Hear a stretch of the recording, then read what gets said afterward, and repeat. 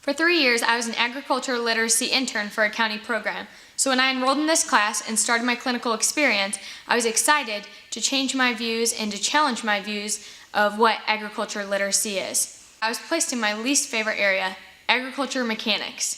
I wouldn't consider myself mechanics illiterate because I can change my own oil, throw down a weld if necessary, and construct the most basic of projects. But this is an area that challenges me. So when I started, I got to thinking, so how can I help my students better understand and comprehend an area that I too find challenging? A humble approach and attitude is important. Not only am I teaching these students and teaching them how to learn, but I too am learning.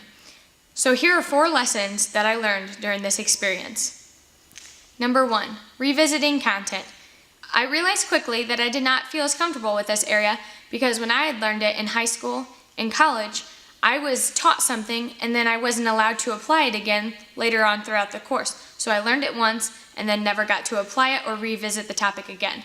I had to reteach myself how to use a carpenter's square and a speed square so that I could teach my students. This allowed me to have a better understanding of the concept because I had to learn it so that I was better able to teach the students. But from my own experiences, I realized that students need to apply it, and apply it again.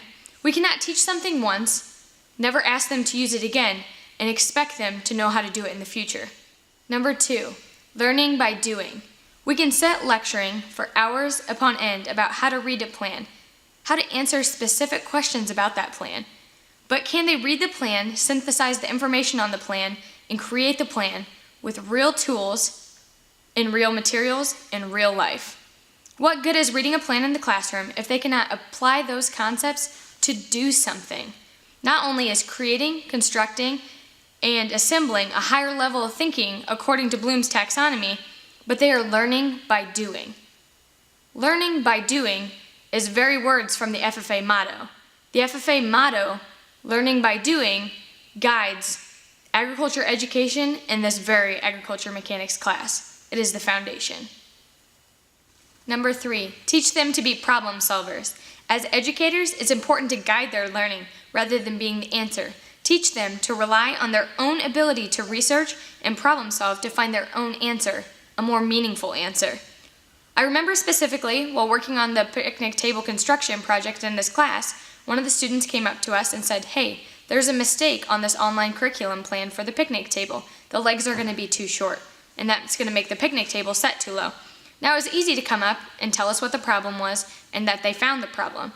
But the challenging part is to challenge them to find the answer. What steps did they take, or what steps did the plan tell them to take that caused these legs to be too short? Students need to develop an explorer mentality. As educators, it's important that we're guides on this exploration, but not the sole answer. It's okay if they wander off to learn something new on their own. Make a wrong turn in order to find a right turn as a result. It is okay if they realize that their legs are too short, if they're given the opportunity and guided questions to help them understand why the legs were too short and how to solve this problem. Number 4, use what you know to make something. Yes, you can map the shop, identify tools, and read and understand a plan. Those are all steps in the learning process. But can you apply those skills to create a project that demonstrates the mastery of those very skills? Folks, it's more than just test taking. Can we use those lessons to reach a new level of literacy, understanding? Competency in the realm of agriculture mechanics is problem solving, creating, and doing. Isn't that much like life?